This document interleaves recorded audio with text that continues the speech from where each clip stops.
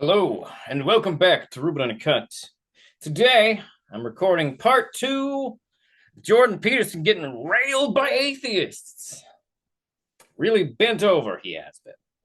Now, I'm doing this because, I had fun making the first one. I'm here to make part two now because apparently I still missed some juicy stuff, and I'm always down to make fun of Jordan Peterson. So let's get into it.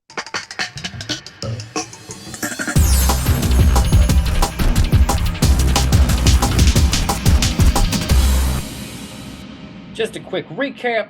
In part one, we were able to clearly see how intellectually dishonest Jordan Peterson is, especially with his refusal to give direct answers and his inability to engage with hypotheticals.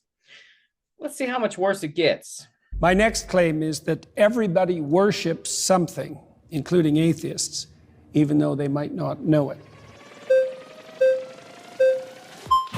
Okay, just to start off, this is contextually, this is going to be largely semantical. He's going to because the argument itself is largely semantical also, because the question becomes, what do we mean by worship? What do we mean to worship something? Now, philosophically, arguably, I actually might agree with this, but I don't understand what point he's actually trying to make. Like, what is the point? Obviously, there are people out there who worship capitalism, who worship themselves. Like, arguably, we could use the word worship in a lot of different ways. But like, what does he actually mean? Like, what is the point of what he's trying to say here about atheists? Hi. Good work. Thank you. Hi there. I'm Zena. So I want to start off with defining terms. Yep. How do you define worship? Prioritize. Prioritize. Okay. Good question on her part. Jordan Peterson, by saying prioritize, has already answered specific. Like, that's just an atheist answer to what does worship mean. Like that, because theoretically, yeah, you could say that when you worship something, you're prioritizing it, because worship implies a certain amount of applying importance to something. But I would argue that there is more to worship than just prioritizing. Worship implies some sort of ritualism. Worship implies that there is some sort of acknowledgement and ritualism to it. Actually, you know what? Let's ask Google. Definition: worship. Here's the definition of worship: the feeling or expression of reverence and adoration for a deity. So, according to Google, Jordan Peterson is inherently wrong. So already it's worth noting that he is differentiating his definition of worship from what the dictionary says. Now, the dictionary is not the end-all, be-all. It only colloquially tells us what words mean. It is descriptive, not prescriptive. So technically, arguably, Jordan Peterson could have this different opinion of the word worship. However, that is going to mean that he is not going to be using the same language as most people who are talking about worship. And that's where the dishonesty comes into this. So almost like having a preference over something rather than the other. It's a hierarchy of preferences. Yeah. And you use it. Hierarchy is the only thing that Jordan Peterson really gives a shit about. He is a hierarchist. He believes that certain things are going to be more important than other things.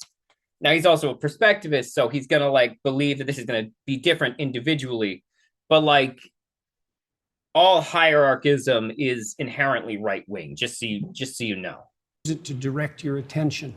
Right. So whatever you're attending to, you're worshiping. Right. So I've kind of become a little bit... Dictionary disagrees. Dictionary definitionally disagrees with him. But like I said, dictionary is not the end-all, be-all. Familiar with your idea of this value-laden hierarchy. Yeah. Right. And you kind of posit that at the bottom of this hierarchy, or you call it top or bottom, I suppose. Right. At the bottom of this hierarchy, this foundational priority in your life is going to be considered God. That's Is that right. correct? Yes. Right. I'm trying to imagine a situation in which could there be that someone has a priority at their foundation that is different from someone else's? Oh, definitely. Right. So we can have different conceptions of God. That's why we fight. Right. So essentially, there's not one God, but there are multiple gods, and these gods exist in some realm of truth. It's true that this person has one God and it exists. Yeah, probably better to think about it as multiple values, but that there's a hierarchy of... But that's not worship. Is I think the point here is that what is the difference between prioritizing something and worshiping something? Jordan Peterson is literally constructing a concept of religiosity that he, an obvious atheist, can fit into because he is intellectually dishonest about this. It's hilarious that he constantly attacks the left for changing the definition of women when all of his arguments are based off of definitions that he is flat out making up for himself. Values with something at the bottom. Right, but at the bottom is God, and that's a definition, yeah. Yeah, so at the bottom is God, and there can be multiple people with different conceptions of God, and they're each valid in being called God. So there are multiple gods that exist. It depends on what you mean by valid. So far, so good, but it depends on what you mean by valid, because I would say that some foundational conceptions don't play out when they're implemented. So if you put the wrong thing at the foundation, you end up in hell, for example. That's what happens in totalitarian. But what does Jordan Peterson mean by hell? I don't think he's talking about a literal hell. In fact, the fact that he's about to talk about totalitarianism implies to me that he's actually talking about material outcomes in your life. This is not a religious argument.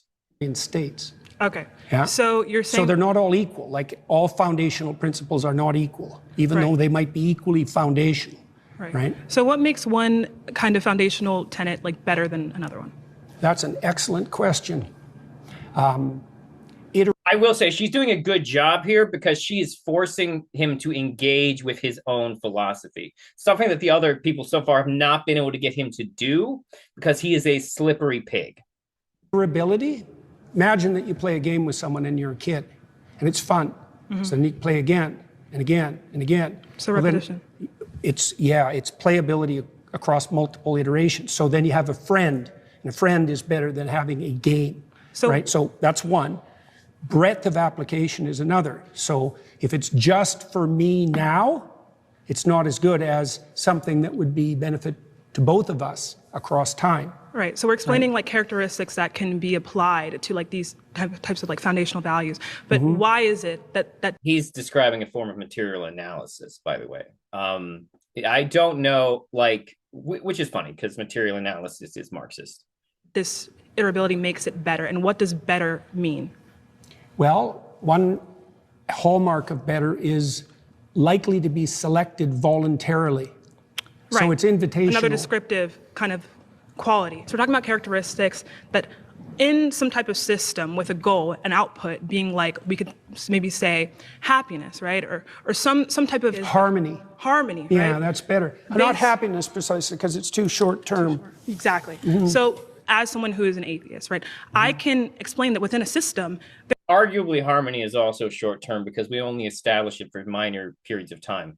There are things that we can see as better or worse to meet this goal or meet this output. But what we're interested in, though, is what could make these things, regardless of any system, right? Well, imagine that you set up a system and you implement it, and it produces the opposite results to which you intend. Oh, yeah, that's not a good system. Exactly. Right, so the foundational principles are lacking because when you implement them, the game degenerates instead of moving. So this is interesting because right now he's applying utilitarian arguments, which are not typically thought of as religious. These are material analysis.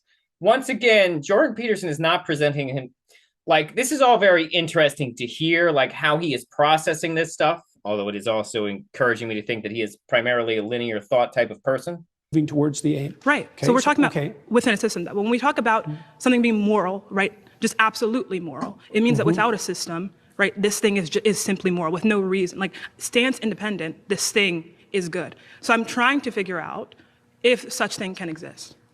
And if so, do you believe that these things are moral in of themselves, like self-evidently moral? She's asking if he believes in objective morality. Let's see how he responds. Or are they moral in accordance with the system? I can't define them any more accurately than I already did, really. Okay. In regards to morality. Because essentially what he just said is that the answer is no. He cannot define an objective morality. This is interesting because a religious person would define an objective morality as being what God says is good.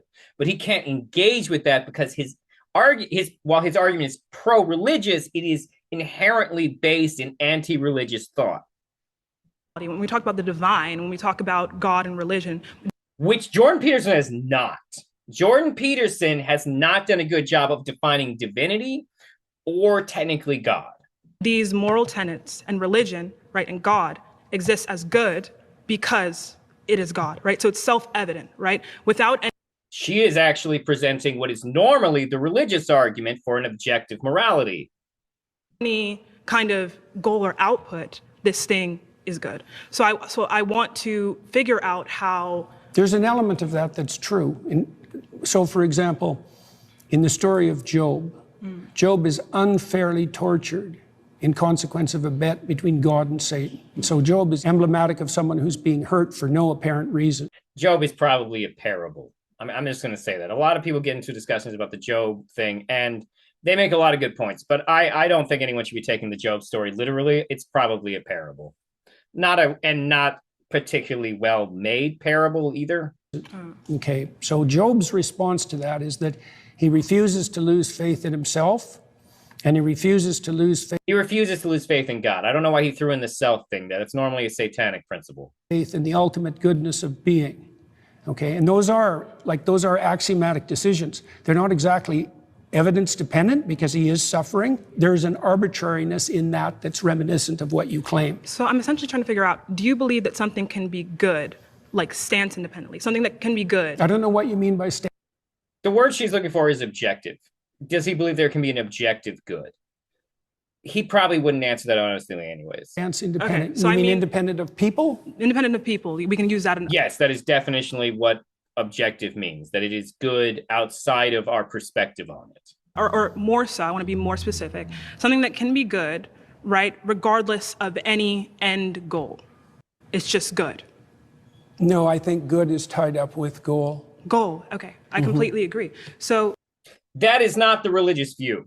Just so you know, that is not the religious view. I mean, to be fair, religions differ and there's a variance of spectrum on how they view themselves. But generally speaking, a lot of religious scholars would at least understand that she is referring to objective good. And a large portion of Christians today, especially Christian nationalists, believe in the concept of objective good. And they define it as being good because God says it is good. Jordan Peterson is not making the religious argument here. In a sense, this is why... That's why the religious goal in Christianity is the establishment of the kingdom of heaven on earth. It's goal dependent. Okay, right. And so it's in reference to a goal.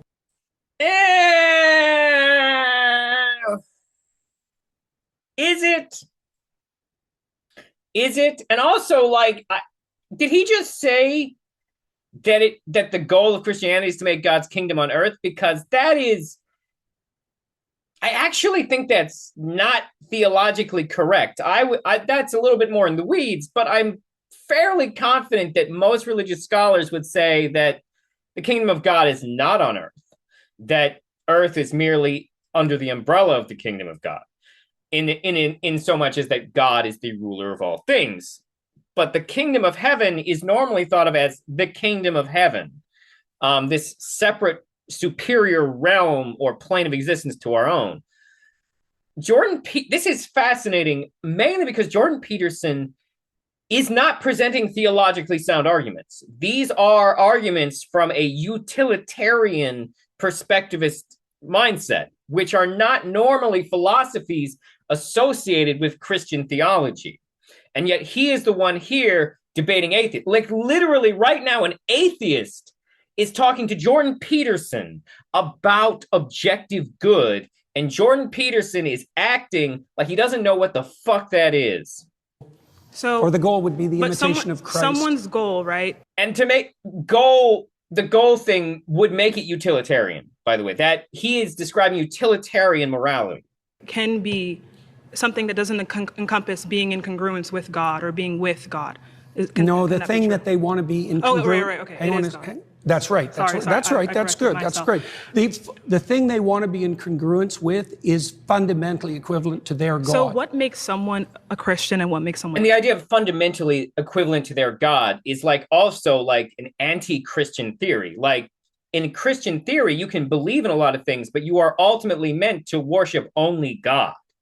So by this definition, most people are not Christian. Not a Christian. What makes that's what I'm trying to figure out because that's a good question. Yes. Yeah, well, probably the deepest answer to that is willingness to shoulder your cross voluntarily and trudge uphill regardless of circumstances. Okay, so someone can believe in, someone can. So Jordan Peterson basically just said Christianity is your willingness to accept that you suffer. That's what that sounded like. Have a God, because in your definition, your first preference, that is God, right? So someone can believe in God, right, and not be a Christian, right? Yeah, well, there's a statement that... By the way he's lined this up, definitionally, yes.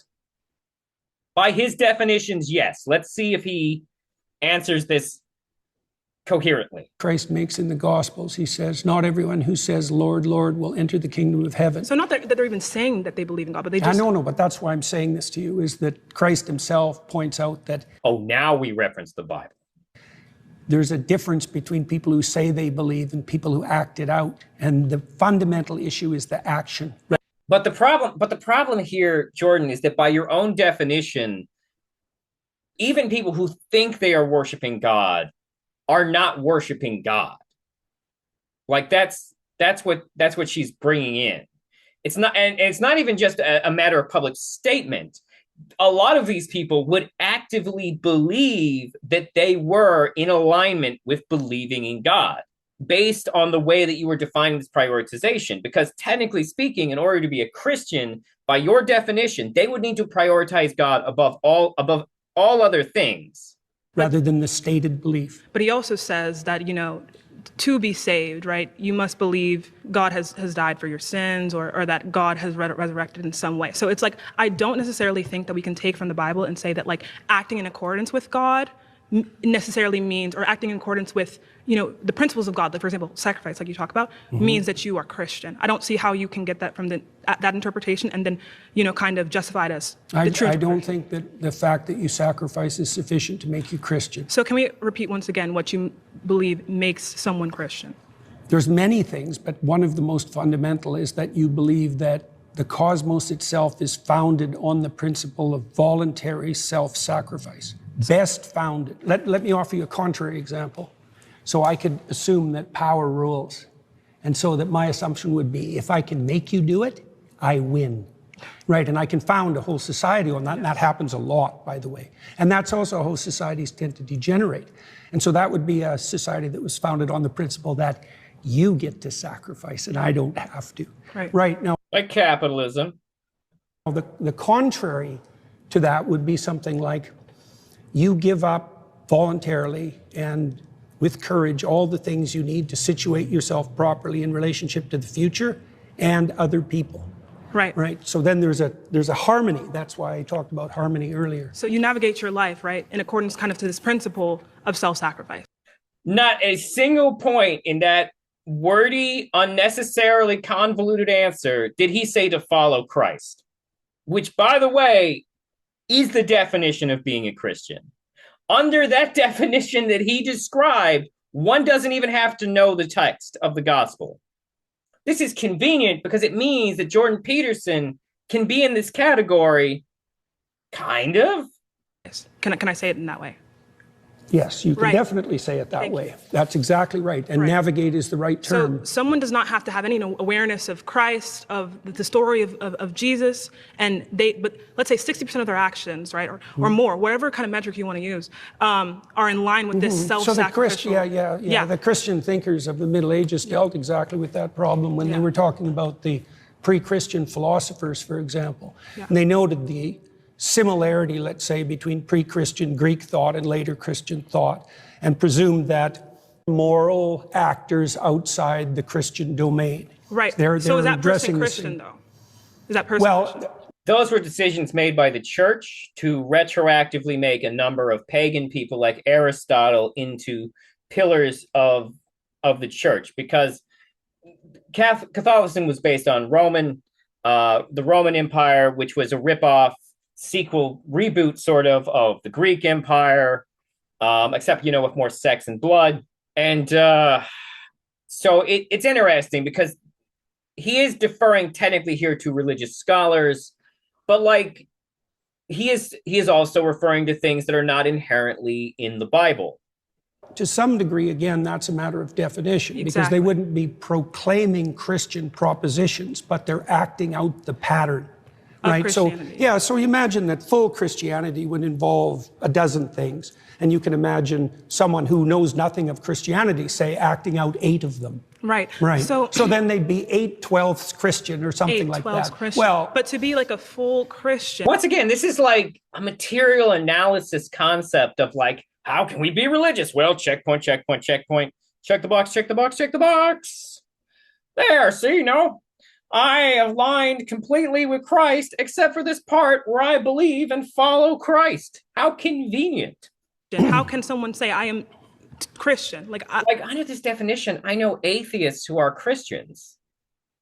I am Christian, not 8/12, but Christian. Well, I hesitate to do that personally, because I think it's the kind of goal that you be very careful about proclaiming. The technical. But belief is not. Except that Christianity does tell you to proclaim your Christianity. Like, this is just not inherently theologically correct.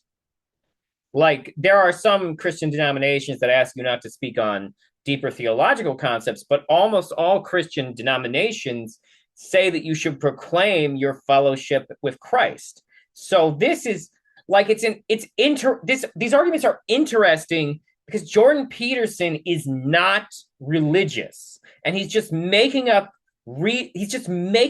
different definitions that allow him to be categorized as religious. Jordan Peterson is trans-religious. That's actually not a one-to-one, but by Jordan Peterson's measurements, it is. Although I don't think Jordan Peterson is right about trans people, so from my own perspective, let's just get on with it. Not necessarily to be mostly Christian. Belief is not necessary. 8/12s or. Right? Well, it depends on what you mean by belief. See, because I would say that acting out the pattern is the deepest form of belief. Now, you could add to that what you say. So, maybe in the optimal situation, how you act and what you imagine and what you say, they're the same, right? But you can imagine a hypocrite who says all sorts of wonderful things and does nothing, and you could imagine another person who acts in a very positive manner, but this isn't really the claim. This isn't really this. You still haven't truly answered like what makes a person a Christian. Proclaims nothing. So what I'm kind of seeing is like a descriptive, the existence of hypocritical Christians is not like a denunciation of like what it means to be Christian. Comprehensive but descriptive analysis of human action, human thought, and by which we can characterize people and put people in boxes. But I don't see why in boxes. Like, when I say in boxes, I mean like I can categorize you based on your actions, not based on necessarily what you say, but based on your actions that you are more so or less so Christian, right? Things like that, right? So we can categorize people as Christian. Well, I would say more or less voluntarily self-sacrificing. But that's also what we can't.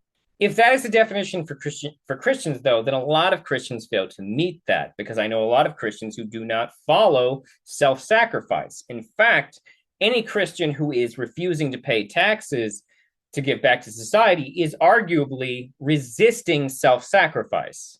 Came to, though, is that someone can be like 60% or 70% Christian based on simply just acting in that way. Yeah, Richard Dawkins is like that. Oh, of course. Richard Dawkins is like that. Richard fucking Dawkins? Oh my God. Now, in fairness to Jordan Peterson, Richard Dawkins has recently come out as culturally Christian, which just means he believes in Western supremacy, by the way. Like, he is literally just saying, fuck the Muslims when he says that.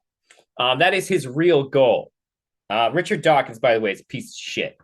No defense. Oh my God.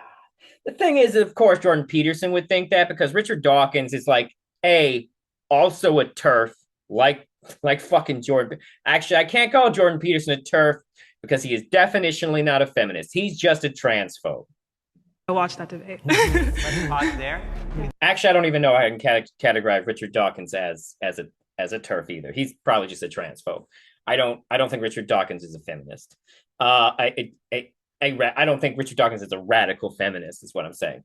Although, in hindsight, that episode of South Park where they pegged Richard Dawkins as a transphobe, Actually real. Game true. We've been voted out by the majority. Very good. Thank you. So I will say that that was actually kind of a productive conversation, or at least it would have been a productive conversation if Jordan Peterson were someone who offered any substance to the things that he was saying. But that woman was very good faith with him and engaged very intelligently and understood that she needed to put him on trial. His philosophies, that is. The thing is that I would argue she did not give him enough pushback. Like, she did a good job of getting him to engage with the things that he actually thinks, which is a thing that so far Jordan Peterson has been good at not putting in there. And I think she did that via not being as aggressive as some of the other debaters. Although, to be fair, Jordan Peterson was often the aggressor in some of those other debates. But she engaged with him in a way that he wanted to be engaged with.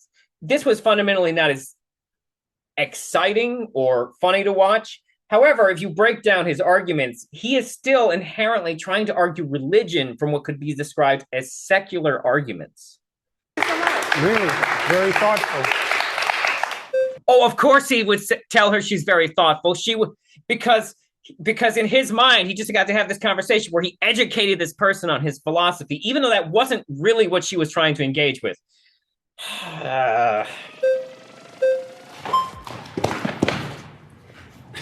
Hey, Dr. Peterson. How are you doing? Okay, now apparently this guy's confrontation of Jordan Peterson has gone a little viral. So excited to see this one. Should be exciting. Danny, nice to meet you. What's your name? Danny. Danny. You're saying atheists worship things or people or places, whatever. Can you be very clear about your definition of worship again? Attend to, prioritize, and sacrifice for.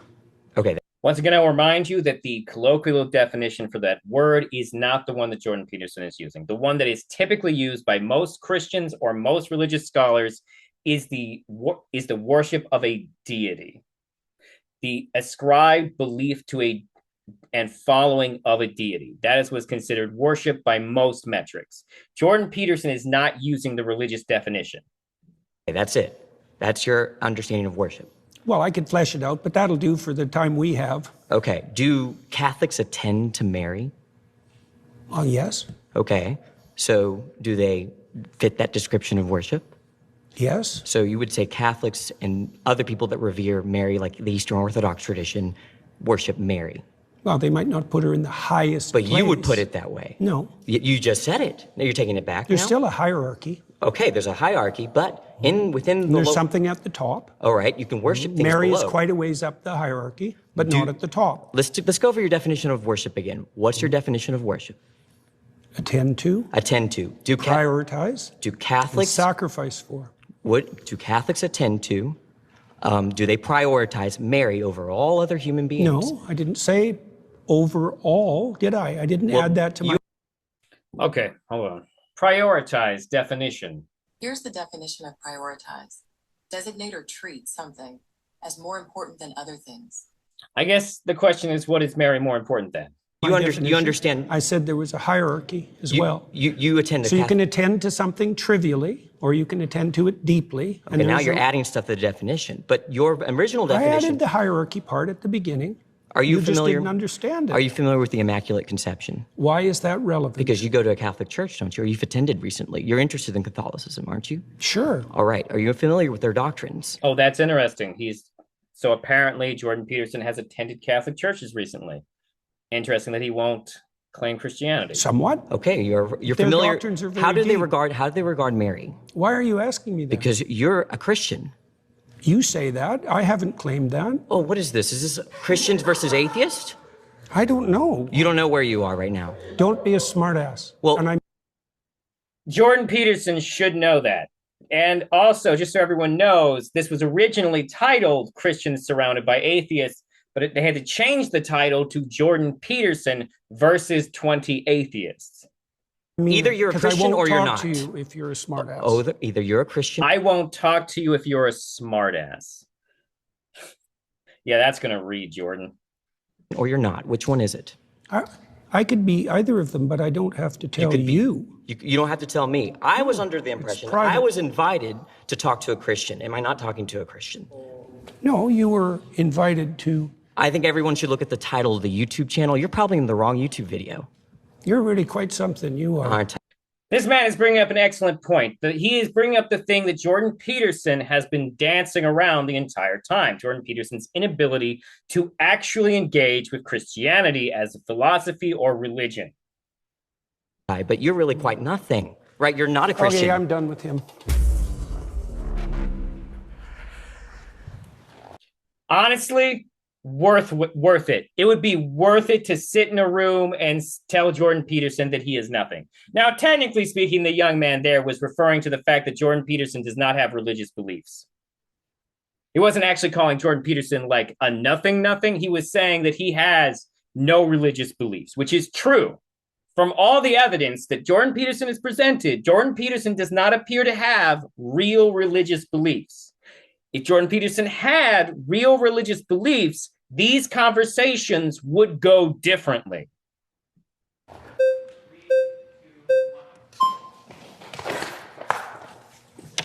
Hi there. Hi, nice to meet you. What's your name? Gerard. Hello, Gerard. Nice to meet you, sir. So you've said that worship is when you prioritize and sacrifice for something, right? Yeah. Okay. But there's a hierarchy in there. By definition, that would mean that a man worships his family more than God. Because a man will typically, or I should say, let's say parents worship their family more than God. Because if you were look at it from a material level, good parents sacrifice more for their children than most people do for anything. Sure. So I prioritize and sacrifice for my wife more than I would prioritize and Oh shit, he's going to actually make this argument. Okay. sacrifice for a random person on the street, right? Probably, yeah. Presumably. Do I worship I don't know. my I've wife? seen some pretty bad marriages. Assuming a good marriage, are you saying I worship my wife? I'm trying to define worship. Well, that's what I'm asking. So prioritize and sacrifice. I do the those higher things. it is in the hierarchy, the more what you're doing is akin to worship. But even in your trivial acts of attention, you're prioritizing and partaking in worship, even if you don't know it. So I am And it's partly, well, with regard to your wife, say. So why do you value your wife? You do value your Yes, wife. I love her. So I prioritize and I sacrifice for her. Right. So that's within the confines of love, let's say. Sure. What else does it serve? What else does what serve? Your love in your marriage? I mean, I'm married to my wife because I love her. That's also why I prioritize and sacrifice for her. Right. I certainly wouldn't think I worship her, and I don't think anyone else would make that. I'm Are you trying to making make that a claim? definition. Okay. Yeah, that there's a hierarchy of attentional priority, and as you move up it or down it, depending on whether you think about it as a pinnacle or a foundation, you move more towards worship. Right, Okay. so even the small things, I'll give you an example. Imagine you go on a date. Well, imagine that your aim is a long-term relationship like a marriage. Okay, now imagine that your aim is short-term sexual gratification. Your pattern of attention is going to vary during the date, depend on your ultimate end. Of That's course. the hierarchy. The way that you attend to your In fairness, those are like not mutually exclusive though. Like you could be doing both of those things on a date. In fact, actually, depending on how you're prioritizing things, some people might prioritize sexual compatibility as being part of the potential lifelong coupling. So like those people would still be prioritizing sex, but prioritizing sex in order to get to this long-term relationship. So like I have problems with this example. your wife is dependent on your ultimate aims, even if you don't know it. So at what point is it worship? Because it sounds like you're saying It's worship shades. is almost a spectrum, right? Or It's shades, of course, because why should he give a concrete definition for worship, which, by the way, one exists, and it's not the one Jordan Peterson is using. it's not a binary. It's not a. It's kind of like that. That's a good question. When It's is, like when is it worship as opposed to just I love my wife? the closer you get to the top or the bottom, the more it's more like How close worship. to the top? Because I don't think I worship anything. And if you're saying If he's an atheist, then his wife probably is at the top, because that would probably be the thing that he defined, that he loves and gives sacrifice to the most and prioritizes the most. So I don't know if Jordan Peterson can really answer. I have to hit a certain threshold for it to be worship, it is possible I don't worship anything then, right? It's not possible that you don't worship anything. What do I worship? Because you wouldn't attend. Well, love. So you think I apparently. worship love? Do you attend in consequence of love? I See, do. I'm trying to define something. What do you mean worship? Well, I told you what I meant. So What do you mean? So I mean, But that's not necessary for the argument. But that's not. But Jordan, to engage with your argument, he needs to engage with your definition. Otherwise, you haven't made a real argument. God fucking damn it, Jordan. You know, something you worship is something that you have a reverential view for in a manner in which you believe it to be above and beyond normal things you like. Like you. So do you have that attitude towards your wife? I have that. Do you attitude. privilege her compared to other women? Of course, I privilege her compared to other women, but I don't worship her. Nor does she worship me. By the definition you just offered, yes, you do. Because we talk. No, Jordan, by your definition, he does. That's his point. You just offered a definition that involved prioritization and elevation. Well, and thinking that she is divine above and beyond what a normal natural phenomenon can be. Not other women. Divinity and deityhood is part of worship. Whether Jordan Peterson would like to acknowledge this or not, he's just creating a convenient form of worship that he is allowed to be considered worshiping. No, beyond any human being could ever be. I will prioritize her over any other human, but I don't think that she is some You're making the being. assumption that only the thing at the top or the bottom has anything to do with worship. And I'm saying that's not true. It's a hierarchy of prioritization. And there's either something at the top or the bottom, depending on the metaphor, or you're fragmented and confused. Those are the only options. So let's say you're either going in many. These are the only options because these are the only options that Jordan Peterson wants to engage with, because he is a linear thinker and he views anyone who is not a linear thinker as confused. Directions. Okay. Or you're going in one direction. So let's suppose I'm fragmented and confused. Then you agree I don't worship anything. No, then you'd worship multiple things. But so what's the threshold? How is that? But under your definition, then he would worship. But if he doesn't prioritize anything, how can he? Jordan, what the fuck are you saying? Told when it's worship, right? I prioritize a lot of stuff. I said that the closer you get to the pinnacle, or the closer how close? you get. Can you give me some sort of metric? How close do I got to get to this pinnacle? Do you know the difference between cheap literature and deep literature? Yes. Okay. Deep, yeah. Deep literature is written by people who aren't Jordan Peterson, but it's the same issue. And how do you distinguish between them? What's the difference between cheap and deep? I mean, it's really an opinion-based thing, right? Is it? So it's just an opinion that Dostoevsky is better than a porno magazine. Well, I've spoken to people who think To Kill a Mockingbird's cheap. It's one of my favorite books. So, I mean, people will differ on opinions. Well, just because people are stupid about things doesn't mean that they're... You know what's cheap? Self-help books. Opinion is valid. That's certainly true. I agree with that. Okay, well, do you think there is a hierarchy in literary quality? I think that there is... It's semi-subjective. It's semi-subjective, I would say. Is a hierarchy to an extent in literary quality, but I think once you get to a certain threshold, it is just opinion. Like, I agree. Dostoevsky is better than a porno mag, but is F. Scott Fitzgerald better than Ernest Hemingway? I don't know. Yeah, fair enough. Why do you think that? Because of what a book is, what literature is. Dostoevsky... A porno magazine is by definition a magazine. It's not necessarily inherently deep. Magazines are formatted in a way where their goal is to be primarily informational. A porno magazine, however, is formatted in a way to just elicit titillation. This could be defined as being less serious or less deep than Dostoevsky, because Dostoevsky's goal is to get you to think about more complex societal issues, whereas a porno mag is trying to elicit a more based human emotion out of you. And I don't mean based as in awesome. I mean basic as in like a basic human reaction, which is to be horny. He follows what literature is the purpose of more than the porno magazine. Okay, good. Well, yeah, because the porno magazine is not technically trying to be literature. Many of them are largely just pictures. So it's about purpose and definitions. Sure. Let me give you an analog then. Okay. The depth of worship is analogous to depth of literary significance. And the closer you get to what's deep, the more religious and worshipful your practice. So and maybe you don't know what's... So by that, then Jordan Peterson is very far from religion. At the bottom, but something needs to be, or you're confused. Well, so to use your analogy, then how deep do I have to go for it to be worship? Do I have to be Catcher in the Rye? Do I have to be War and Peace? Or it depends on what you're seeking for. I'm seeking to know whether I worship something. You've claimed. Wait, the depth is based on the reader's, what the reader is seeking. I guess that is the most Nietzschean thing he said here.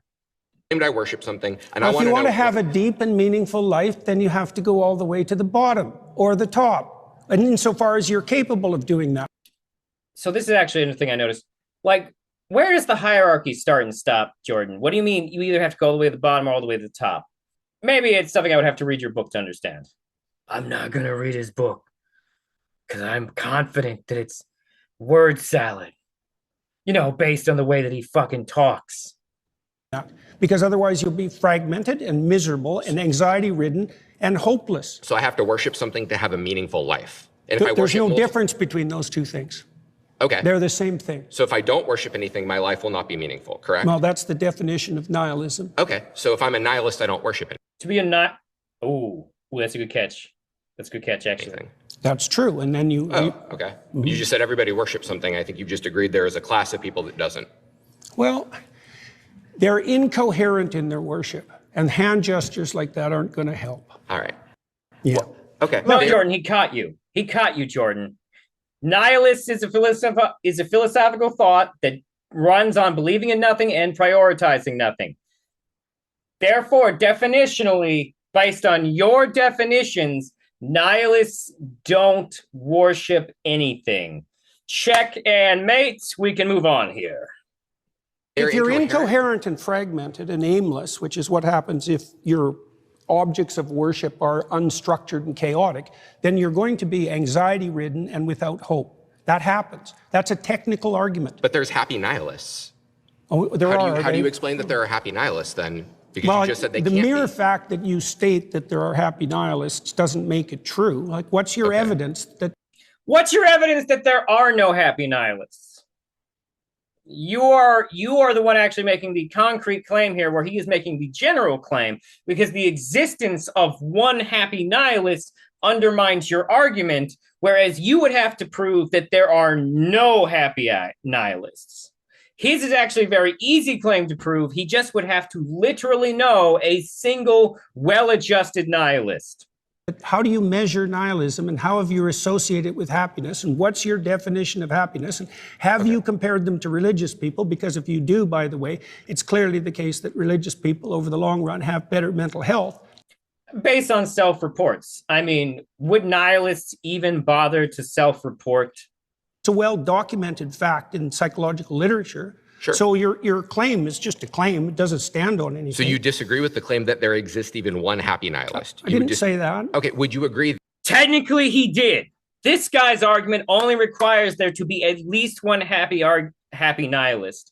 For Jordan Peterson's claim to be correct, there must be zero, which I've already said. There exists at least one happy nihilist in the universe. It's not a question that has any meaning as far as I'm concerned, because Except it does. He can't engage with it because it shows that he himself cannot substantiate his claims. It depends on what you mean by happy, and it depends on the duration that you're trying to calculate over. Now and then there's probably... Let's say, is there a contented nihilist? Is there a nihilist who is not confused or scattered or anxious?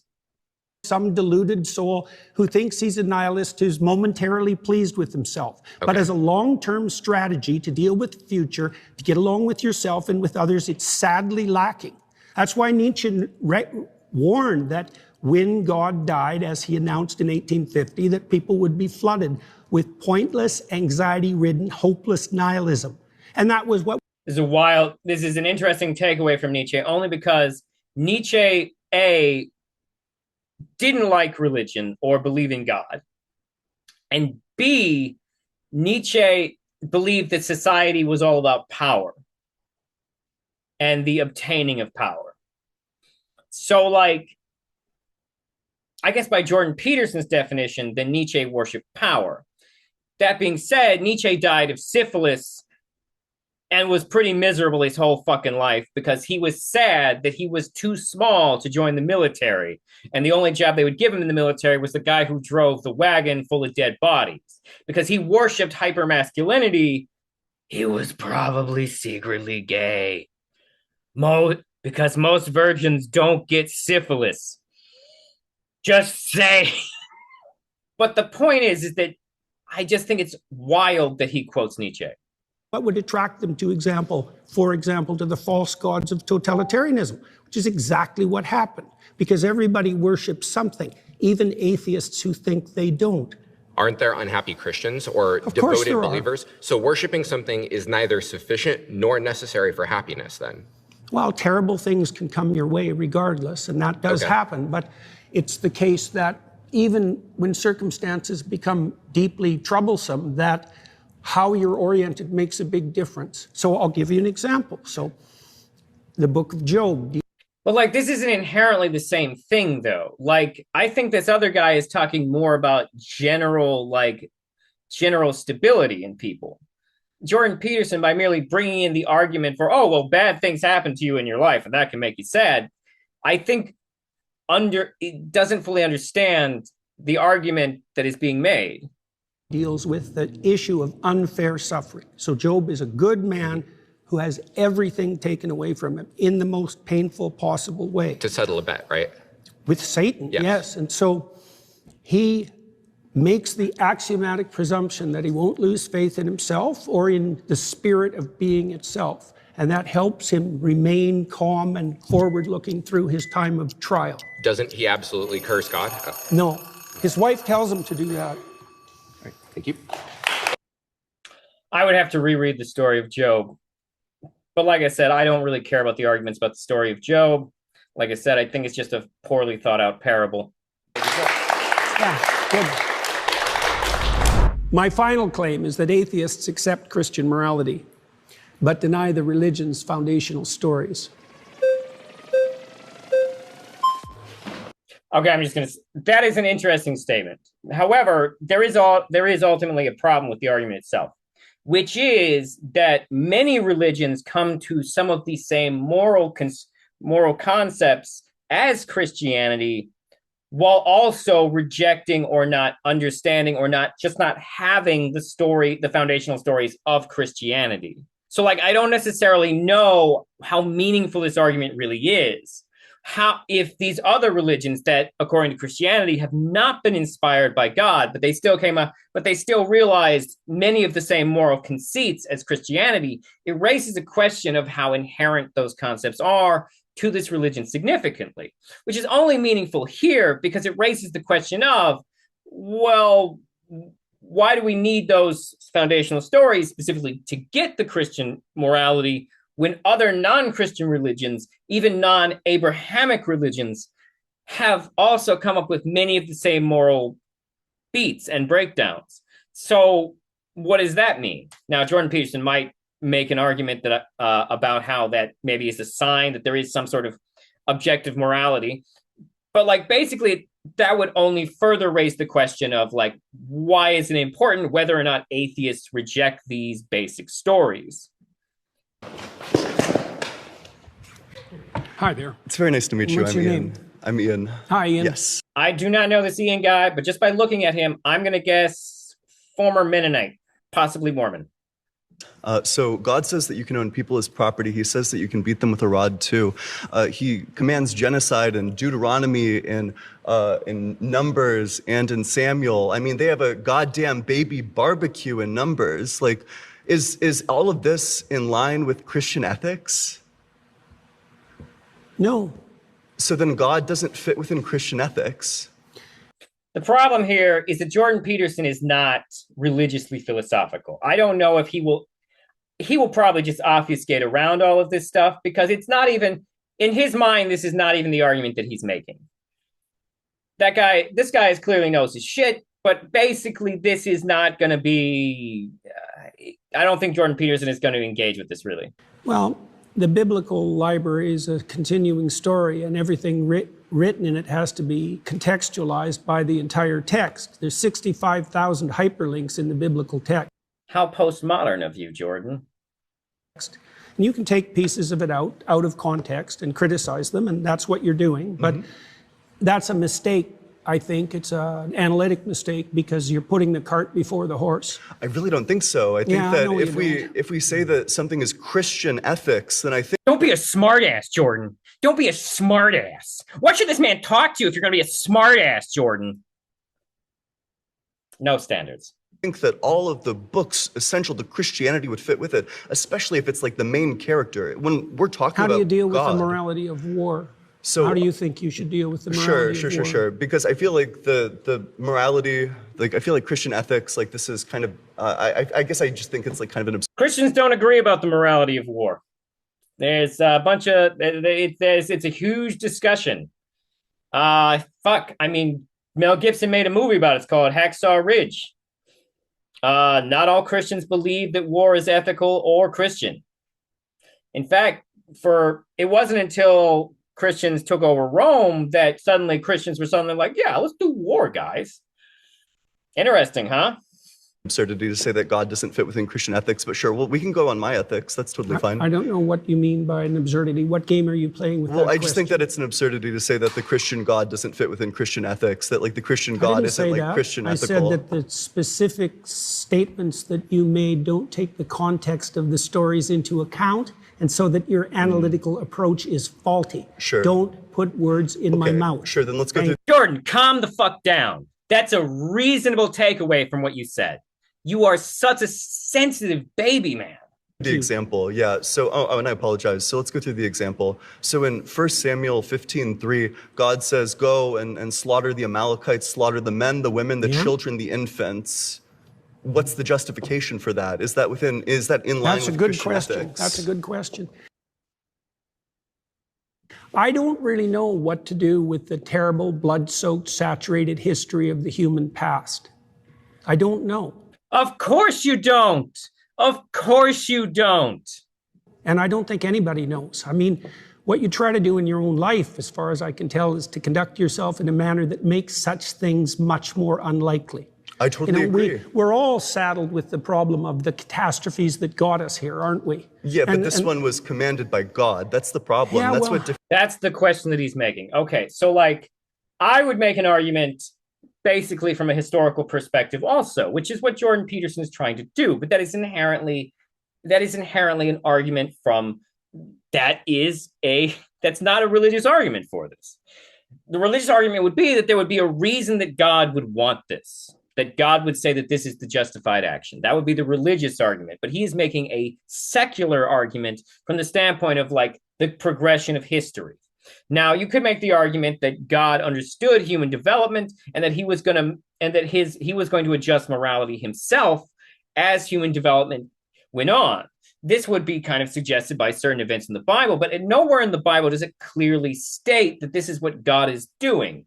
And there's a number of reasons we could make for that. But the point is that Jordan Peterson doesn't have an argument for what this guy is doing, because this guy is clearly someone who is used to engaging with religion. Now, this man has not said his background yet, and I am just judging him by his appearance, but does he not scream previously homeschooled Christian at you?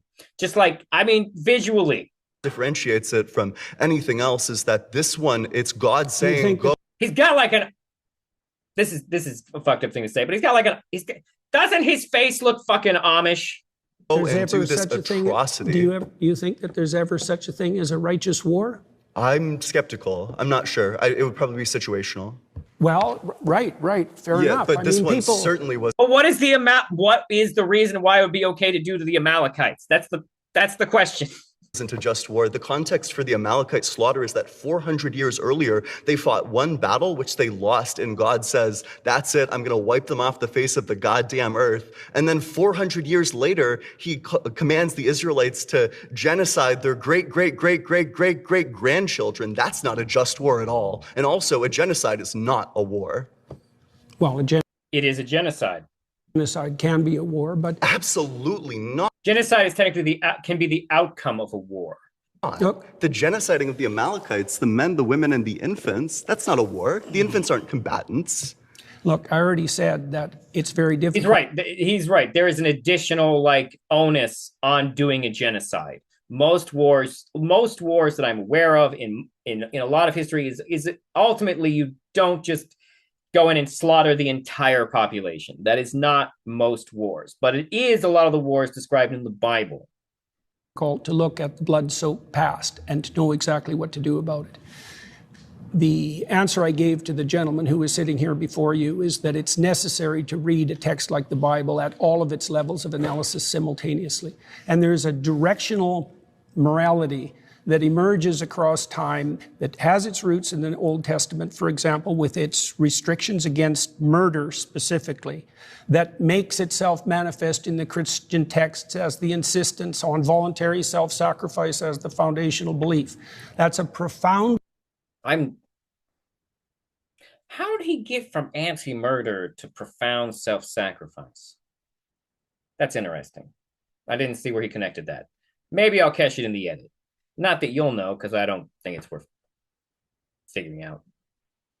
Anti-violence ethos. Do you have the belief in your theology? Well, what do you think of that? Wait. The problem is that most anti-murder things in the Bible are, in fact, on a cultural, societal level, meaning your engagements with other people in your community and society. Wait a sec. Now, redress what I just said. So I'm about to address it, but I'm addressing it with a question. Do you think that God is, by his very essence, perfect? You'll have to provide more. According to philosophy and the definition, according to philosophy's definition of the word God, the answer to this question is yes. We would call the definition, according to philosophy, for God is perfect being. I say this as someone who took intro to philosophy. They made this completely clear that the definition of God is perfect being. In fact, a number of arguments that are pro-God are based around the philosophical principle that he is a perfect being. I forget whose argument it is specifically, but the argument goes like this. God is a perfect being. Therefore, God must exist, because not existing would be a sign of his imperfection. Therefore, God exists.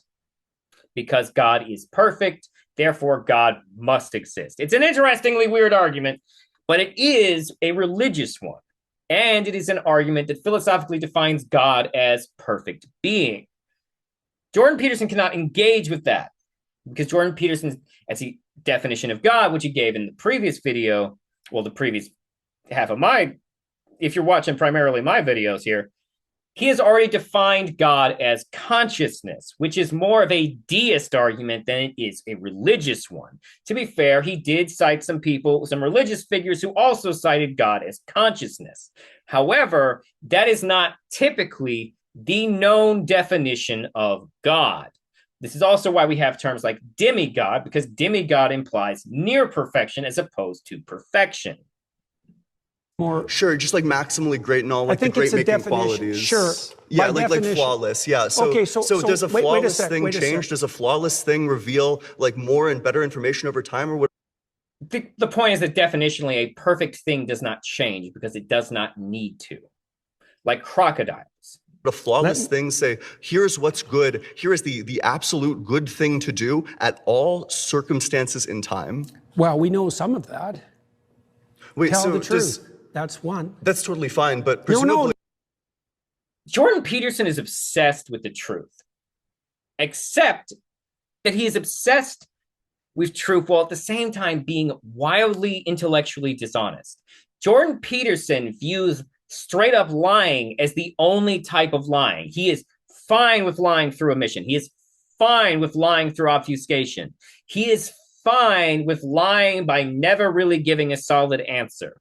No. You don't get to skate over that. That's totally fine. It's a straw man of my position. It's a straw man of the argument. So the argument is that God... Wait a sec. You said find one maxim that's transcendent across situations. I didn't say any of those words. I'm not sure what conversation you're a part of. Don't be a smartass. I'm sorry. He's not being a smartass, Jordan. You have been more of a smartass in this conversation to him, okay? Literally, you, in the course of these debates, have accused people of taking you out of context and putting words in your mouth. He is merely doing the same thing to you because you are. Seriously, I mean it. If we're going to have a serious conversation. Sure. Such a fucking bitch of a man. Like you must have the utmost reverence and sensitivity to everything Jordan Peterson does. But Jordan Peterson doesn't have to owe you fuck. Conduct yourself properly. Okay.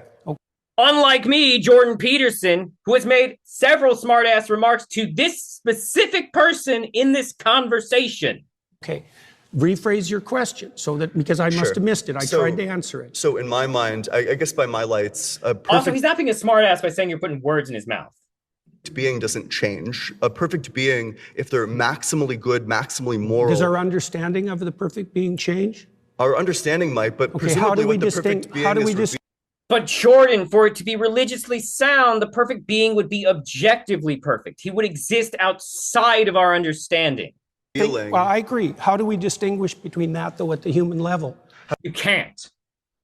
But that doesn't matter to the argument that he is making. How do we distinguish between whether... Between our transforming understanding of perfection and perfection itself. Between our... We can only... Yeah, well, we can only see through our own lenses. Presumably a perfect being would be revealing all of these aspects all the time, especially if God's outside of time. I don't know how a God who's outside of time is revealing different things at different times. That just seems like incoherent to me. Imagine something that's perfect. Sure. And complete. Sure. Okay, and it's trying to communicate with creatures who are anything but that. Sure. Well, they're going to get it wrong. Sure. Okay, now wait a sec. But in Christianity, the Word of God the Bible is considered perfect by people who are literalists. So therefore, Jordan Peterson's argument here is akin to revisionist religious argument. It is not traditionalist religious argument to make this argument. Once again, Jordan Peterson is making secular arguments for religion.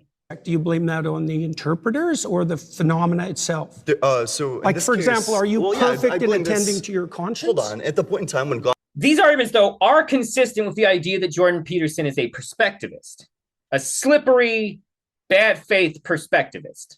God is literally the one who created us. He could have created us in a way where we would always be receptive to these principles, where we don't have to go across like a learning curve where, maybe we'll understand like thousands of years into the future, maybe we'll do it. Oh, also, if you believe in an all-knowing God, then free will is impossible because wait a sec. Let's not go to that yet. No, he's got a point. There are some Dr. Manhattan-esque arguments that can be made for it, but like, You threw free will into the mix. Well, that was the answer to your question. Yeah, and you said, why wouldn't God? Well, it actually isn't an answer to his question. What if the answer is free? How is free will the answer to why does God not just give us the whole spiel at the beginning? Why does God give humanity the world's longest tutorial level to start us out? Why is that? Now, I'm not saying there are no arguments for it. But wait, what claim are we even arguing at this point? 1,000 years of deep thinking philosopher. All right, the foundational stories. We can't get anywhere because Jordan Peterson doesn't have a concrete answer for what God is. Would disagree with you. Yeah, and 1,000 years of, or at least like the last 50 years of philosophers would disagree with you. These analytic philosophers, people like Graham Oppie make arguments about the incompatibility of omniscience and free will, that if God created this world, if he chose this world instead of that world, then he makes it causally inevitable every single action that you were going to make. If he made a world where we were just electrons in love, then none of this would have happened. Jordan Peterson is not going to be able to interact with this. Jordan Peterson stopped learning in the 70s. So he is not, I guarantee you, Jordan Peterson has not read any new philosophy. He's not going to be prepared for this shit. All the philosophers I've ever seen him cite are old as hell. Happened, but by making us in this world, knowing exactly what's going to happen in the future, it makes all of those events inevitable, which means that they're all causally determined, which means that we have no free will. If you believe in an all-good God or an all-knowing God that made everything. Well, have it your way. Okay, cool. So then the free will of the Odyssey fails. Well, it fails for you. That doesn't mean you've disproved it. I mean, you tried to make the argument. Yes, you tried to make a case for a causal. And Jordan Peterson's response to that argument is, well, whatever, man. Deterministic universe. I don't think there's any evidence for that at all. Do you think that God could have created a different universe than the one that he created? I have no idea. Okay, so then there's... Jordan Peterson is not philosophically prepared to actually engage with the concept of God itself. Because, like I said, he's not religious. He is not religious. He is not interested in religion for what religion teaches. He is interested in religion because it teaches hierarchy. There's going to be a double bind, right? So either he couldn't have done it, in which case he lacks a power, or he could have done it, in which case we don't have free will, because he chose this world instead of that world, making the events of this world instead of that world inevitable with his infallible knowledge. I don't understand where you're headed. Of course you don't. Of course you don't, Jordan, because if you even acknowledge that you understood his argument, it would be a problem for yours. Is that the free will defense fails? Like all this, like under like your I said, view, if you want to have it fail, no problem. I don't know why it's relevant to the issue. Do you acknowledge that under your view, free will doesn't exist? No. Oh, then do you want to respond to the argument? You'll have to phrase it more clearly so that someone like me can understand it. Yeah, gotcha. And by someone like him, he means someone who's wildly ignorant and pretending to be an intellectual. So God already knows in advance everything that's going to happen, which means that by making this world instead of that world, everything is inevitable, which means that God's act of causing this world instead of that world... Inevitable doesn't mean determined. It's causally inevitable if God chooses this world instead of that world. Doesn't make it determined. Causally inevitable means determined. No, it doesn't. Absolutely, yes, it does. Well, definitionally, yes. Like you should be able to tell that from the words, Jordan. Have it your way. Okay. That's not engaging with the argument, Jordan. That's not in... Wow. The case. You've been voted out by the majority. Please return to your seat. Jordan Peterson, if I can't respond to your argument, I'll just pretend like it's whatever, man. That's literally what just happened. Jesus.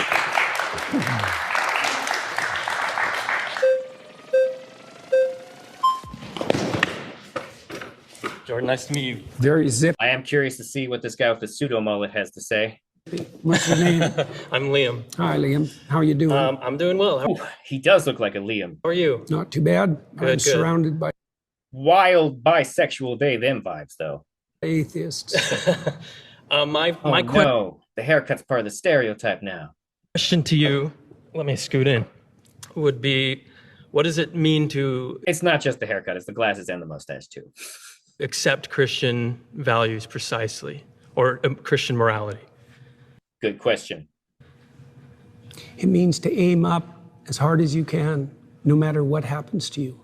Jesus Christ, Jordan, that sounds like an inspirational poster, you fucking sycophant. Okay. Okay. So I think that... What the fuck does that mean, Jordan? I think that that's a very broad definition of what Christian morality is. Yeah, but it'll come in handy at some point in your life. Right. But I think that...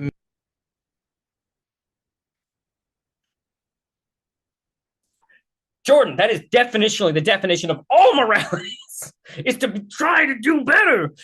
But that's not... Oh, my God. Oh, my God. The intellectual dishonesty. Many different disciplines and theologies. Well, you asked for a truncated answer. Eh? Right. I mean, there's other ways of... No, Jordan, we don't want a truncated answer. We want a clear answer. Representing the situation, but I wanted to give you something that was kind of foundational briefly. Yeah. Here's a foundational way to describe Christianity. It's to live your life the way that Christ did. You fucking idiot. That makes sense. It doesn't mean it's, exhaustive. Yeah. I could say that you would have to believe that Christ is God and he died for your sins, right? But that's in a very difficult way to understand. That's the same claim. Yeah.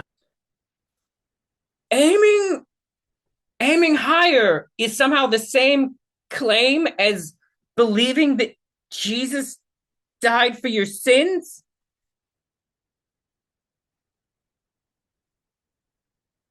Jordan, fuck you. Yeah. If there are other theologies and disciplines that have similar types of values, how then is that definition mean? Wouldn't those also be Christian values under your definition?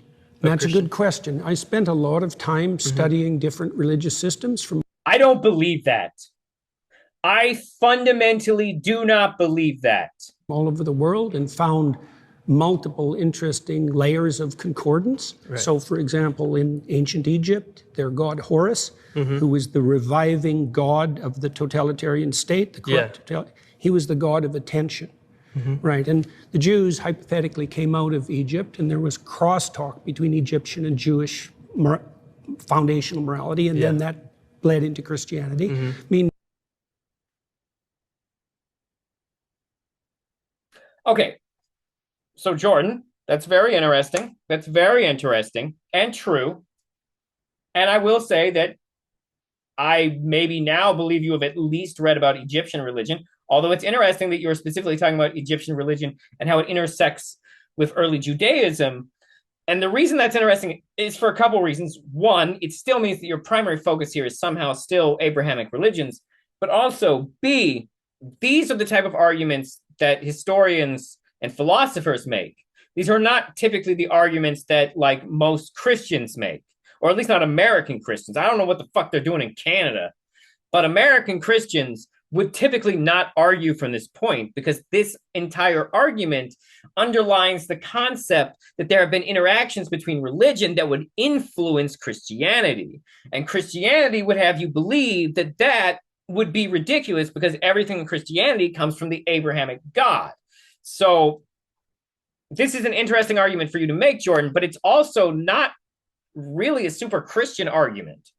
Human beings all over the world have come up with moral systems that fit roughly into a pattern, and they're very usefully studied. Also, that secondary ring you got there, Jordan, very feminine. Dig it. No, I learned a lot about Christianity by studying Taoism, for example, like a lot. I'm very curious to hear what he has to say about Taoism, since I studied Taoism in college. It wasn't my degree, but it was briefly how I identified religiously. I don't really identify as anything in particular right now, but I'm very curious what he is going to fucking say. So I think you can make a case that Christianity formalized the landscape of good and evil more comprehensively. Actually, the influences of good versus evil as part of the Christian religion is widely, like you were talking about the Egypt thing, due to the interaction between Abrahamic religions and Zoroastrianism. Because Zoroastrianism, which was in the same area as the Abrahamic religions, was also the first religion to ever invent the concept of the universe being this sort of dualistic good versus evil. That comes from Zoroastrianism. So how do you not know that, Jordan, if you studied all these religions? And in more detail than any other religious system. And I think that that's part of the reason that it defeated paganism and spread so broadly across. Jordan, it defeated paganism with armies. It defeated paganism with huge fucking armies. The Roman Empire and then the British Empire defeated all those pagans with armies and swords and guns. That's not why they won.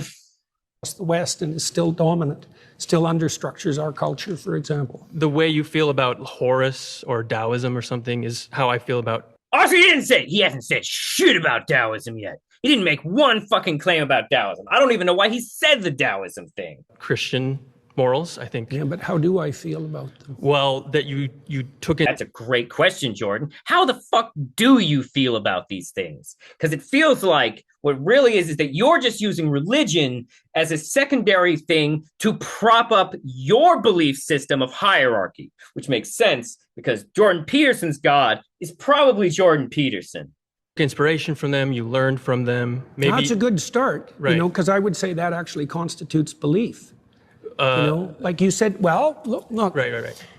Like this whole thing is just Jordan Peterson adjusting the meaning of words to their most broad definition so that he can claim to still be religious, even though he is actively not religious. Even though apparently that one gentleman said that he's started going to Catholic churches, which is interesting because most Catholics don't deny being Christian, which means I don't think he is Catholic. I think he is just currently brushing elbows with Catholics in order to continue his fucking hierarchical grift. And it makes sense that he would steer towards Catholicism because Catholicism has the most intact hierarchy of the Christian religions.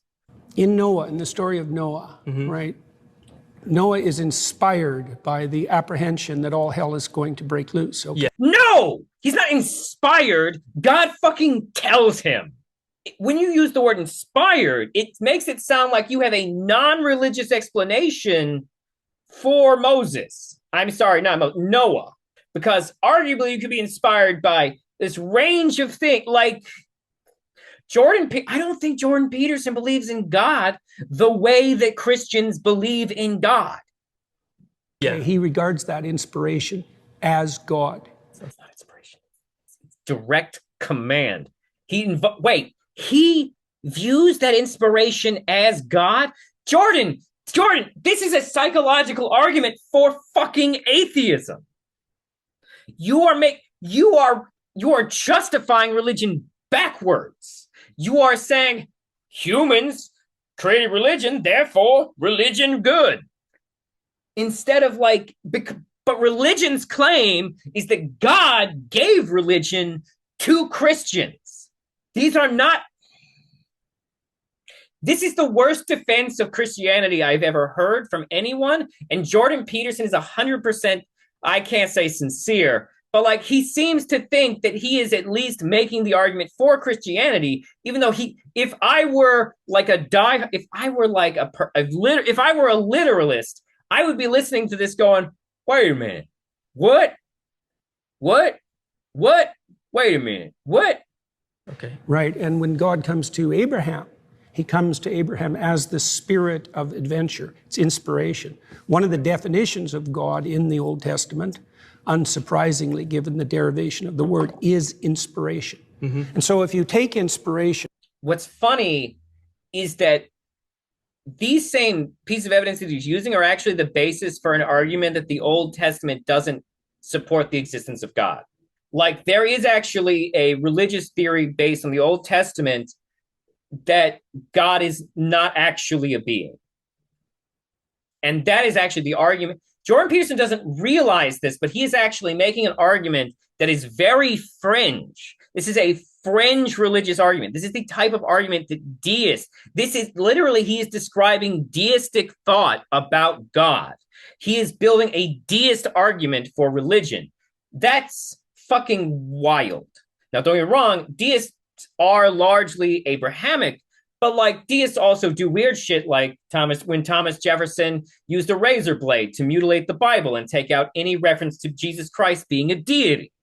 From Christian ideas, then insofar as you do that, you are in fact a believer, which was my point with regards to atheists. Correct. Not understanding. But have you taken inspiration from Taoism or from studying Egyptian mythology?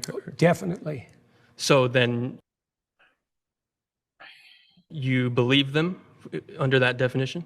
Yeah, but I've incorporated them into something I think that's more comprehensive. Is it possible to... Jordan, a religious person wouldn't think it was their position to do that. A traditionalist, hierarchical Christian would not believe themselves in a position to make that claim.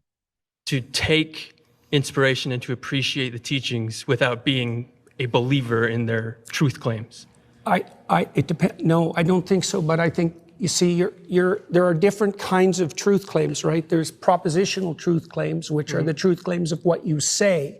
And then there's embodied truth claims, which is the truth claims of what you do. That should be prioritized. Optimally, what you say... But that doesn't change the nature of truth. The thing is either true or it's not. And what you do would be brought into harmony. But I would say if you had to prioritize, it should be what you would... Like that's a psychological understanding of not even just truth, but human behavior around truth. These are not... The problem is Jordan Peterson doesn't believe, he's not an objectivist. He doesn't... It's wild. Attend to and what you act first. And that's what Christ actually says in the Gospels, because he points to the Pharisees, for example, who say all the right things, but don't do any of the right things, and points out very clearly that that's not acceptable. I don't know. The importance of that story is the things that they're not doing versus the things that they should be doing. So here you are just quoting it out of context for some reason. I don't know that the Christian morality, those principles originate in Christianity, because you brought up other things that predate Christianity that you can very closely tie connections to. Well, I don't think they do originate precisely. I mean, right. I don't think the Christian claim is... But But Jordan, for your argument to be valid, you would have to believe that. That's the problem. Like, did you even think about your own statements?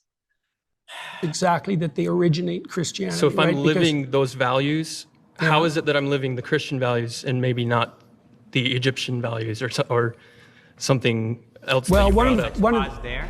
You've been voted out by that was good. That was good. Yeah. Jordan Peterson was so fucking stupid on that one. He didn't actually even understand that he was being stupid. That guy should have pushed back more, though. Wait, I say that, but Jordan Peterson never realizes he's being stupid, so maybe that statement was redundant. Hi. Hello there. How are you doing? I'm good. How are you? Good. What's your name? I'm Kumari. So I was curious about this like Christian morality that you're talking about, because a lot of my issues with Christianity have to do with the base morality of it, specifically with like the idea of like the rapture and how we see people that aren't going to come up with us with the rapture, and that concept of heaven and hell. I don't really agree with that morality, but if you could explain that to me and how I do agree with that, I would love to like hear. Well, I can't explain the rapture to you because that isn't something I concern myself with, and that's more of a sectarian belief than something that's central to Christianity. Now, there's all sorts of events. This is a debate about Christianity! Fucking Jordan! Oh, my God! Evangelical Protestants who might disagree with that, but that doesn't have anything to do with me. You asked a deeper question with regard to, let's say, heaven and hell and judgment. Yeah. Well, that's a tough one, right? I mean, sin, you could put it this way, sin is what puts you in hell, right? And so then you might ask, well, how do you know you're in hell? How about you do anything to get out of it? Can I ask you How about a question? you know that you put yourself there? Do you think, is sin like a part of Christian morality? What do you mean exactly? Sin as like a part? It's I don't want to get distracted by what she's about to say because I want to jump back. Fuck it. No, we're moving on. Sin? Okay, it's derived from an archery term, and it means to miss the target, right? And so it presumes that there's... What? I'm double checking that. Origin of the word sin. Middle English, sin, from an Old English sin, S-Y-N-N. Violation of divine law, offense against God, moral wrongdoing, also injury, mischief, enmity, feud, guilt, crime, or misdeed. From Proto-Germanic sundio, sin. Source of also Old Saxon sundia, Old Frisian sinde, Middle Dutch sonde, Dutch zonde, German sunde, sin, transgression, trespass, offense, extended forms. According to Watkins, the notion is probably ultimately it is true. The sin is real. Compare Gothic Sanji's Old Norse sonar, true. From pi, a collective form from es und, becoming. Present participle of the root s, to be. The semantic development would be via the notion of to be truly the one who is guilty, as in Old Norse phrase, verder sonar et be found guilty of, and the use of the phrase, it is being in Hittite confessional formula. The same process probably yielded the Latin words sons, genitive santis, guilty criminal, from present participle of some esse, to be that which is. Some etymologicals believe the Germanic word was an early borrowing directly from Latin genitive. See also sooth. So yeah, I don't know what this archery thing, I don't know what the fuck this archery thing's about.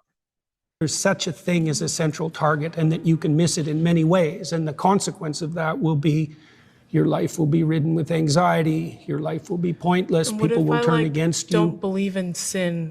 There's a lot of different... I remember the thing I was going to say before about what he was saying. The issue about the definitions of hell. According to the Bible, there are a couple references to hell in the Bible, but the main one that we normally look to is that hell is defined as distance from God. The further you are from God, the more in hell you are. many religious people believe that hell is a place that you go to after you die that is apparently very far from God, which is an interesting concept if God is omnipresent, because it suggests something outside of God. Jordan Peterson sounds like he is defining hell as suffering while you are alive. Some people believe this is a definition for hell, but this is typically, once again, more progressive Christian or borderline secular thinking about hell. At all. Well, do you believe in error? Have you made any mistakes? What if I believe that the mistake... But mistakes are not inherently sins. If I think that I can make a better pie by switching out one of the ingredients and what I make is disgusting trash, that was a mistake. I was wrong about what I was adding or changing in the recipe. But would you call that a sin? Mistakes that you make, that they're fixable, and so that no sin is finite, and that that's a Christian belief. The idea of hell, I don't believe in it. That's also a Christian belief, by the way. A Christian belief is hell? No, that there's no sin that, well, there's one. The sin against the Holy Ghost is unforgivable, but that's really the sin against the process that would enable you to learn. Okay. But there's a Christian belief that hell does exist, and if I commit sin, I'm going to go there, correct? Yes. So what if I don't believe in that? Like, I think... Which is not the way that Jordan Peterson just defined hell, as this sort of anxiety and tension and like suffering that you experience from sinning. Okay, can I explain a little bit? Sure. Okay, thank you. I think that when you commit sin, that it's because of a lot of environmental factors in your life, like where you were born and who you were raised by. And so there are certain things that lead you down a dangerous path. And once you are dead, I think you're kind of removed of that person. There's no there are no factors of the earth that have to... what happens after death. Right. So I would ask you, in these times that you've suffered terribly in ways that you thought would never end, do you believe that you had any causal role in that? Like, did you play a part in that? In my own suffering? Yeah. Maybe. This is an interesting concept. Frequently, we do bring on a lot of our own suffering. However, it is also an oversimplification of suffering to suggest that all of our suffering is because of our mistakes. Often, suffering is something that we are subjected to by the mistakes of others. So this is not actually... So the answer to Jordan Peterson's question is sometimes. Sometimes I would say that there was a part that I played in that. Okay, but that's the thing to find out. I think that maybe it's like a concept of free will that I don't really believe in, somewhat of free will, that I think that there are certain things in your life that lead you to do certain behaviors. And so when you commit those sins, you go to hell. I'm not too sure. A lot of behaviors are learned. You do not choose all of the lessons you learn in life. And a lot of those things that we don't choose that just become part of us are behaviors. Why you would still be reaping the consequences of that. Like I said, I can't address that. Do you believe that you can change? I do. Do you believe you can change for the better? I do. Do you believe that when you change for the better, you abandon the things you've done in the past that weren't good? I think that you can. Okay. Then that's very much in keeping with Christian doctrine. Can you... But that is not just Christian doctrine. That is an idea that extends beyond Christianity. Other religions believe that too.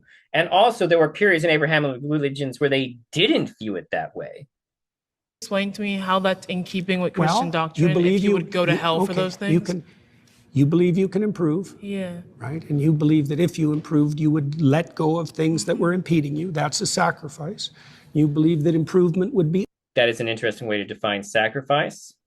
Not necessarily wrong, but it suggests that when we let go of negative things, that is also in some way a sacrifice, as opposed to what we normally think of as sacrifice, which is to let go of something that we would normally benefit from.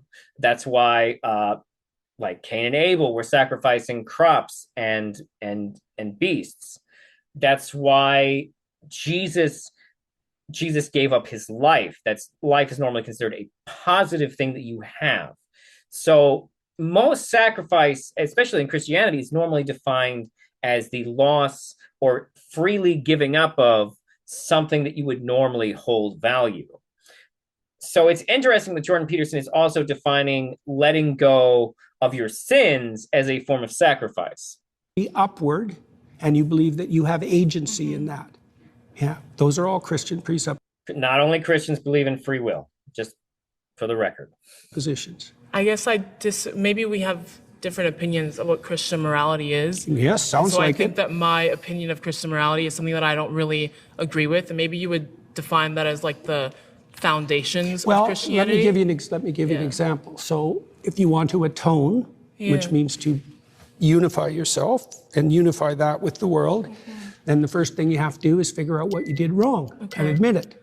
That's a confession. That was good. But like not just Christianity is the only people who believe in like self-improvement or self-awareness. Thank you. Yeah, nice to meet you too.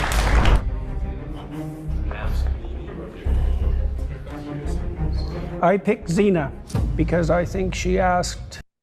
Of course you picked fucking Zena. Because Zena allows you to feel like you were in teacher mode. Oh God. I hope don't disappoint me, Zena. Go harder. Go hard. Give him more pushback. Also, your name should be pronounced Zena. Genuine questions and wasn't trying to win. Your name is pronounced how you believe how you desire your name to be pronounced. I'm just saying that phonetically, the way your name is spelled is Zena. Okay, well, hello again. Hi there.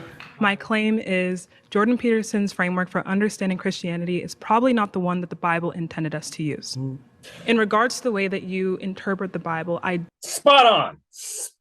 Spot the fuck on. Now, to be fair, I'm not really sure I would phrase it as the Bible intended us to use, but it's definitely not how mainstream Christianity intends Christianity to be viewed or looked at. Spot on, Zena. Spot on. Now there's a part of my brain that's like, wait, is Jordan Peterson mispronouncing their name?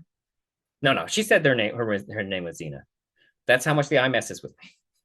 Don't see, you have said in some circumstances that there's not a way to kind of say whether or not ontologically the historical claims made by the Bible are true. Like, for example, the story of Cain and Abel. You've said that this story is like a meta-truth in the sense that it exists all throughout time, culturally. And the way that you define meta-truth, I don't see a distinction between that and like a metaphor, right? But and you also say that you cannot say whether this story was true. You can say that it exists eternally, metaphorically, but you can't say that it's true.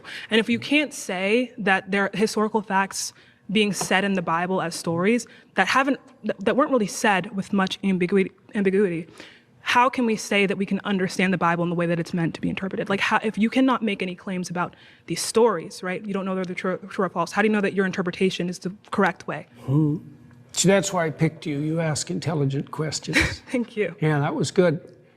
What do they say? By their fruits, you'll know them. Okay. Right. Well, so one of the things I look at is the impact of what I'm doing. Right. And so I know a lot of evangelical Christians. Jordan Peterson is at least right on one thing. That was a smart question, Zena, because it's the obvious problem with everything that Jordan Peterson is doing. A lot of Catholics, a lot of Orthodox Christians, a lot of people from other faiths. And they've told me, like many of them, that an anecdotal argument for I've met Christians who were like, yep, Jordan Peterson's got it. That they found my interpretations very helpful and that it deepened their faith. And so that's interesting because I wouldn't have necessarily expected that to be the case. Because you're making secular arguments. Your arguments are secularly based. And I've also talked to thousands of people who've told me that they came to understand the foundational stories of their culture better as a consequence of listening to me, and that they did everything they could to sort out their lives and that it worked. That's many different pieces of evidence that... No, Jordan, these are anecdotal examples of people buying into your bullshit. That's not really evidence. This is not, oh my God. Jordan, Jesus Christ. That all converge on something like the practical and conceptual utility of my approach. People liking you is not evidence that you're right, is the point I'm saying. Now, is it the same? There's a lot of approaches to biblical interpretation historically, and what I'm doing is possibly less new than you think. Yeah, I want to make because it's not new. It's not new. These are, widely speaking, Jordan has made a number of arguments that line up with either deism or progressive Christianity. He's made a claim on whether this evidence is enough, right, to substantiate whether or not your interpretation is going to, be more plausible, right? Be the most plausible, because in regards it's an open question. Yeah, right. You bet. So in regards to how we interpret the Bible and how we see the Bible, something can add value to someone's life. An interpretation can add value to someone's life. Interpretation can connect you to your conception of what your faith is. But if it's the quote unquote interpretation that God does not intend, that can lead to a plethora. That's certainly the case. That's why the medieval Christians were so concerned about heresy. Exactly. Yeah, because they felt, and that's why the Catholics objected so much. A lot of the things Jordan Peterson has said would probably have been considered heresy at those times, to let you know. To the Protestant Reformation, because they believed that the fractionation of Christianity would result in an indefinite fractionation, right? Well, and that's exactly what's happened. Right. So yeah, that's most true thing that he's technically said. That's definitely a problem. I think one of the foundational principles, for example, there's a foundational principle in the Old Testament of hospitality. Mm-hmm. Although, in fairness, Christianity was originally fractured, being a number of small religious cults that didn't necessarily even teach the same parts of the New Testament. They were actually unfractured by the imperialism of the Roman Empire, who decided to collect them all and then decide which ones they thought were had the most value to them as a Roman Empire. And then that became Christianity. Right. So what you want to do if you set up your local environment properly is to make it welcoming to people voluntarily. And so one of the ways you could judge the validity of the interpretation of a classic story is whether or not that interpretation might be regarded by someone as welcoming. Does that represent something you'd actually like to have if you were acting in your own interest in the long? Christianity is actually really bad at making itself welcoming. They're trying right now, but they seem to be missing the point. Right, and we can talk about that. Like protect you from fear might be another one. Exactly. So we can talk about how these interpretations of the Bible, if they kind of resonate with us. And I think that can in some case be some kind of evidence, this might be true, but I think we need to ask, is this evidence damning, right? Is this evidence certain, right? Yeah. So, but I do want to look at, again, the consequences and our understanding of this interpretation once more. So we look at, again, the story of Cain and Abel, and we say, so I believe this is a meta-truth. I believe that this story is resonant throughout cultures. That is all true and dandy, and I'm sure that there is in some way, the story was put in here for the reason, right? To tell us about, fights between brothers. Mm-hmm. But also, you can't say I do know or I don't know that this story is false or true in an ontological, historical sense, as a historical fact. Were there two people that were specifically referenced? Okay, I don't think that's knowable, but I'm not sure why it matters. But Jordan, it matters because a large percentage of Christians, at least in America, are the type of people who interpret these things literally. Matters to you. So the reason why it matters to me is because we need to know how we should interpret the things that the Bible says, and the things many ways. Right. But if we interpret sometimes poetry, sometimes history, sometimes fact, but for sometimes example, metaphor. The reason why it's important, right? Very important. Technically accurate description of what the Bible is, but it also doesn't answer her question. Is because, for example, we can talk about something like God says, I believe it's 1 Corinthians 15:17, something about how belief in God specifically as someone who resurrected or as someone who died for our sins is important, right? But we have to look at, if we can interpret that as just you have to believe that God is a symbol of sacrifice. That is different from believing that there was an actual person named Jesus Christ who died on the cross for our sins. True. So if you believe one and not the other, that can be the difference between you going to hell and you going to heaven. So if we cannot make, we cannot say that we know whether or not certain historical facts in the Bible happen, even as just events, because the events matter, because again, God dying for our sins on the cross was an event. If we can't say that we know these things happened, these things did or didn't happen, this then leads us to kind of the conundrum of how do we know what we are meant to believe, what the Bible intended for us to believe, and this can be very, very important to our fate. Do you see what I'm saying? I've got no disagreement with any of that. What sort of response do you want from that? You pushed me beyond the limits of my knowledge. Really? Well, Jordan, you made a claim about studying religion. What the fuck are you talking about right now? How much did you actually study religion? If this is beyond the realm of your knowledge. You see, she has brought up the fundamental thing that everyone has been talking about this entire fucking time, Jordan. And you don't seem like you have an answer for it. Because this is the thing you have to understand, Jordan, is that Christianity is defined by the belief, the guaranteed belief that you not metaphorically, but literally at least believe that Jesus Christ died for your sins to be forgiven. If you either believe that, in which case you are Christian, or you believe that it's a metaphor, in which case you're probably a deist who doesn't go to church and doesn't worship anything really, but does view the world through a vaguely Abrahamic perspective. I think there's so many things you can't know. I'm struggling. I know that the biblical stories are the foundation of Western culture. Mm-hmm. I know that. There it is. Because that's the real thing that Jordan Peterson cares about is Western culture. That's the real thing he cares about. He doesn't give a shit about religion. He cares about Western culture, and in his mind, Christianity is part of that. Fucking A. That the consequence of those stories has been the genesis of a society that is in the main freer and more abundant than any societies have ever been. I don't exactly understand. No. Certain Native American societies were more free than us, definitionally. So no.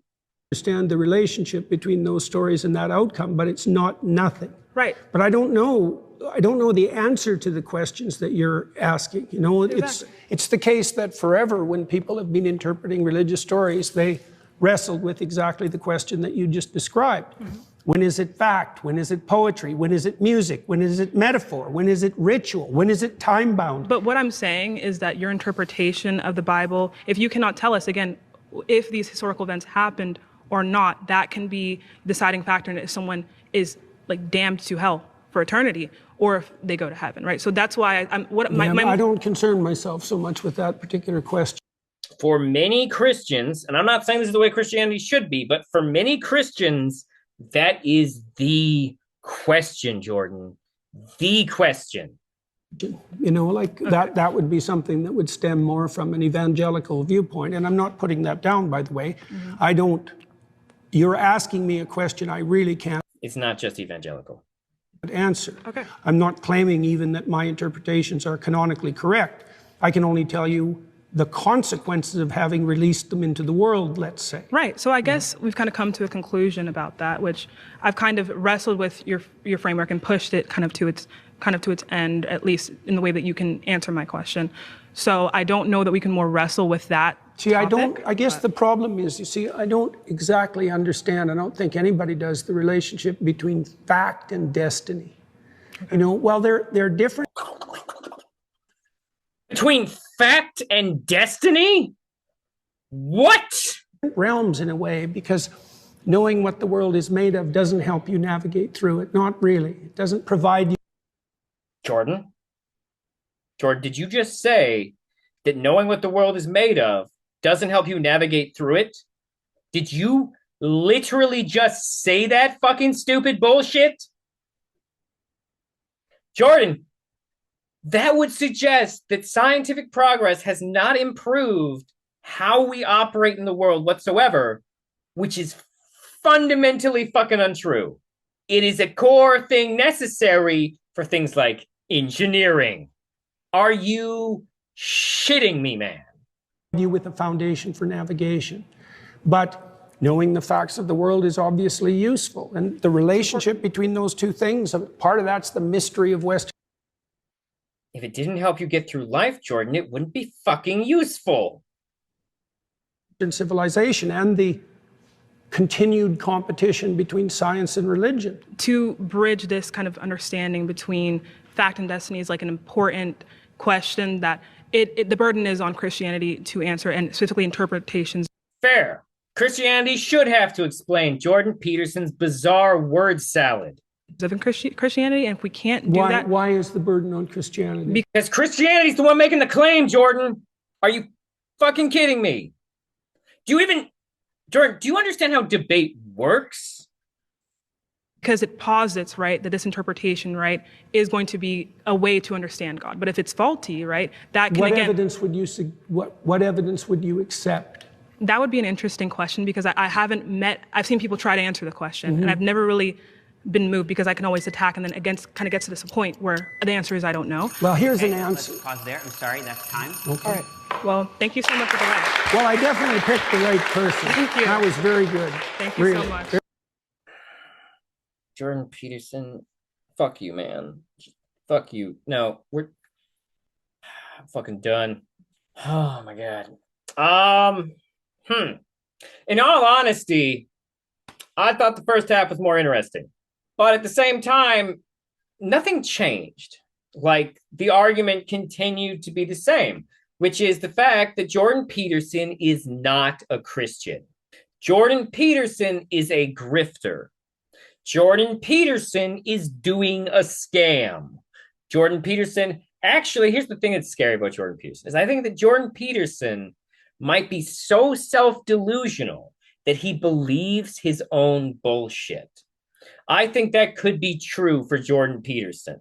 I think he has 100% brainwashed himself into a narcissistic worldview that he is ultimately the arbiter of truth. Now, on some level, he understands that he cannot defend this position. So he just debates in a manner where he's constantly obfuscating. He's constantly fucking with language. There's constant semantic battles. And he will not be tied down. He does not want to be tied down to concrete beliefs. The only way to even get him to engage in that manner is to come to him like you're a little puppy asking him to teach you about the world. That's what we see consistently. He was only happy with the debate conversations that allowed him to be in like teacher mode, because that's ultimately what Jordan Peterson really wants. Jordan Peterson wants to be viewed as this societal, like the village elder, the guy who's just there to give out his wisdom and help you to understand the world better through his knowledge of Western hierarchy. So anytime anyone would engage with him in a way that would allow him to feel as if he were striding across the academic battlefield, levying his wisdom like fancy bullets being shot out of guns at these people, that's what Jordan Peterson likes. But anytime anyone would remotely push back on him, suddenly it's, now that's not a good faith argument. Hey, don't you be a smartass with me. I'm Jordan Peterson, and I demand the utmost of respect. You will not be a smartass with me, regardless of how many smartass comments that I might make. Jordan Peterson, you are exhausting. I would love to debate you, except you won't debate me, because you'll think I'm a smartass. I promise I'd behave. I'd be a nice little boy for you, Jordan Peterson. I mean, you have no reason to debate me. I'm a nobody. But I see through you, Jordan. I see through you. Get help. Stop it. All right, thank you for tuning in. Hope you enjoyed my commentary here, and you respect my sacrifice that I made of my own mental sanity recording this for you. But please do like and subscribe. Maybe ring that bell if you're on YouTube. And of course, you can always contact the program at rubenuncut@gmail.com. Have a wonderful whatever, wherever, whoever you are. Unless you're Jordan Peterson. Jordan Peterson can suck a dick.